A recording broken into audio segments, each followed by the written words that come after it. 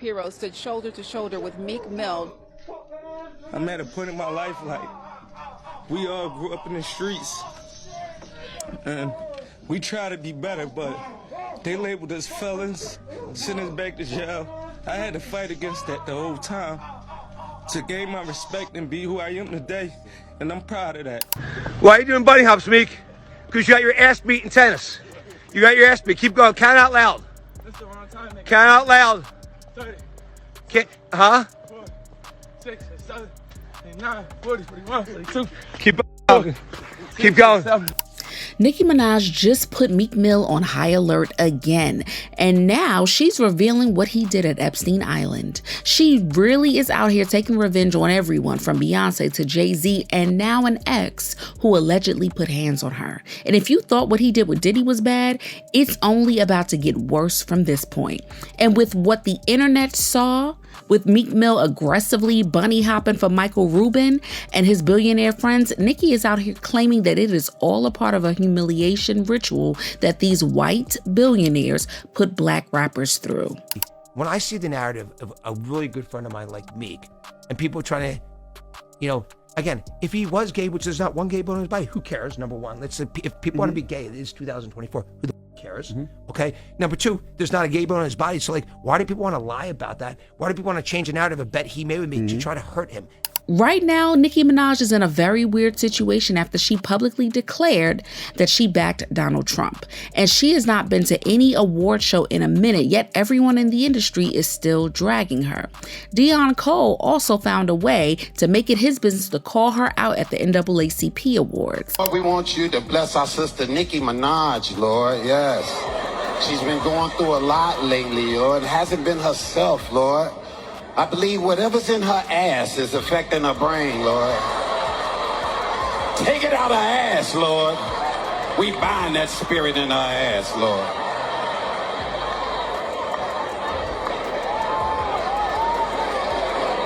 And after receiving so much backlash for joining the MAGA camp, Nicki confirmed that she is going to stand on an island alone, which is standing on business, because with the industry she's in and the activities that she's seen with her own eyes, she knows fully well what would happen if she stops trying to protect herself. And we're beginning to think maybe she's onto something here. Back in 2024, Nicki talked about how she survived a poisoning attempt after a staff member on her team reportedly tampered with her food. Afterwards, she questioned the staff and she got nothing, only to find out that the same person had been employed by Jay-Z and Rockefeller not too long after. And do you think that gatekeepers are happy with the way that Nicki has been going up against the industry? I don't think so. Where the most prolific women in Hollywood are being disempowered by these conservatorships, having their platforms hijacked. And I have to say quickly on that subject, Jay-Z, take off that damn lace front wig and leave Nicki Minaj alone. Because I know you're trying to do a lot, allegedly. You're trying to do the same things to Nicki that people have done to Britney Spears, and we're gonna clock it. I mean, there's a reason why Nicki has been nominated for 12 Grammys and still hasn't won any, despite how good her discography is. And when it comes to speaking out about the insane things in the industry, Nicki has always had a beef to pick with Meek Mill and how he treated her. Okay, so. But that's not a diss. Meek likes being brought up in that song. I don't know why you lowering his thing. You think you're doing him a favor. He's very, very happy being mentioned, I'm pretty sure.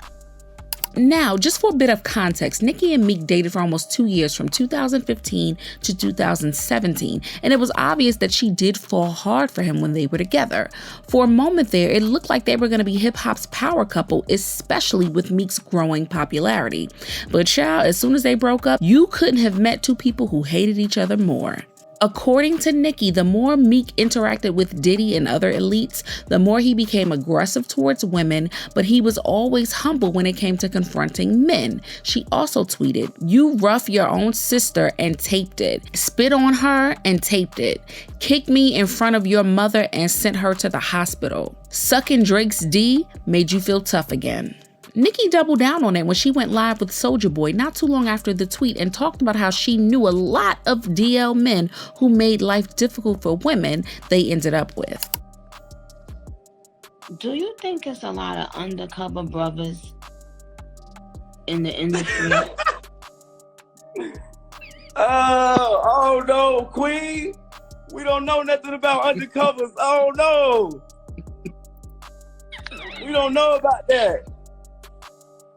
Okay. Because I do. Even though she did not name Meek Mill, it was so very clear that she was talking about him.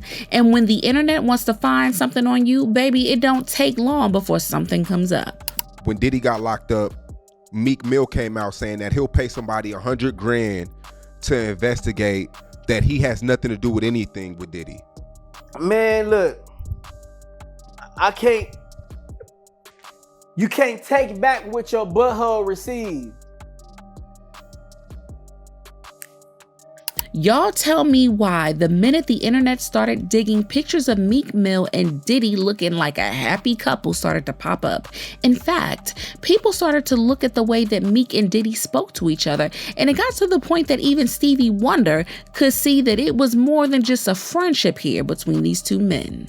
And when Lil Rod dropped his lawsuit, it just confirmed everything. In the lawsuit, he mentioned that Diddy was going to Pound Town with a Philadelphia rapper who once dated Nicki Minaj. Hey, what's up, King Son? Man, you doing it, man. You deserve it, Daddy. You putting in that work. Proud of you. I love you. Yeah. And get this, according to insiders, Nicki also actually has receipts on one party that Diddy threw for Meek Mill and the things that happened while they were there. For Meek's 27th birthday, Nicki rented out a $7.5 million mansion in Las Vegas, and it was packed with A-list celebrities. And get this, it got so wild that the party even made the news. When the party ended around 3 a.m., it was left looking like a crime scene. According to the property manager, Jason Haidt, all the bedrooms the following day were disgusting. There were broken bottles of alcohol and blood on the sheets, used protections, razor blades, and hundreds of lubricants and baby oils all on the dressers and marble floors. Yeah, that's how you know it was a Diddy party. But what shocked the manager the most were the demands that Diddy made. Apparently, he took out an insurance policy to cover the mansion, its contents, and any loss of life that happened at the event. Diddy also demanded new locks for every room and that he should have the key. Girl, he even asked for smoke detectors, which some speculated were really hidden cameras so he could record what all was happening for his own private collection. And if you've been following any of this mess, I'm sure that y'all have come across the audio of two men going at it, which is alleged to be Meek and Diddy. Well, it's been said to have been recorded at this party by a bodyguard. The man who allegedly recorded the audio came out to confirm its authenticity and was so sure that that was Meek Mill and Diddy. The champagne was spiked, son. Like, all the champagne was spiked. Everybody was passed the fuck out. I don't drink, so I was playing that shit off like I don't fucking drink. I smoke, nigga. Like, I smoke and I had my own weed, but like everybody was passed out. Yo, Diddy had that man in the room. Look, yes, I put my ear to the fucking door and I brought the phone because Diddy started going in overdrive. I ain't know what the fuck was going on, but I just heard balls slapping against ass cheeks.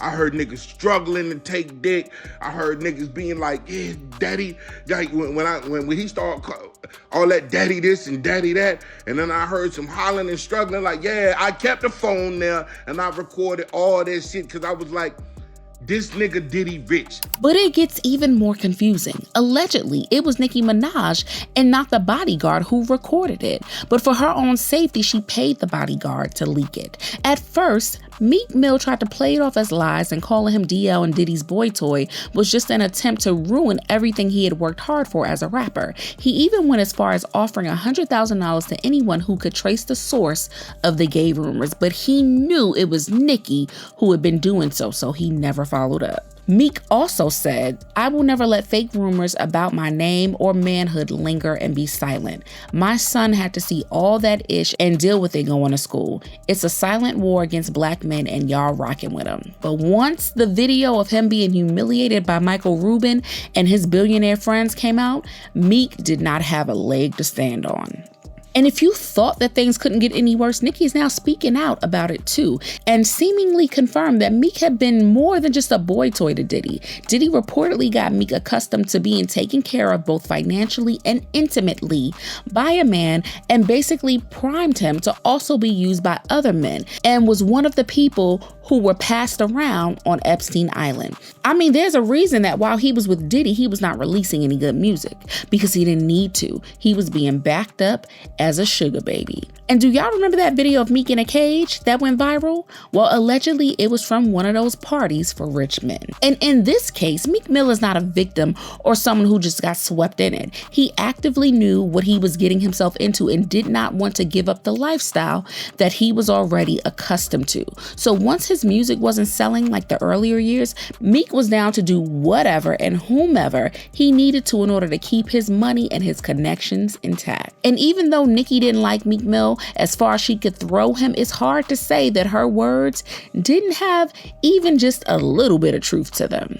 She is correct. That's why he was mad at the women, because his preference is men, but he felt he really couldn't be with one. That pool shot says everything. Cooling off that backside. I don't care if I lost a bet. I am not bunny hopping. We gonna have to fight. You need to ask anyone who did jail time with me. They will be able to tell you some truths. Booty bandit behavior doesn't just happen overnight. But what I want to know is what you guys think about this. Sound off in the comments and make sure you hit that like and subscribe. I'll see you in the next video. Bye, baddies.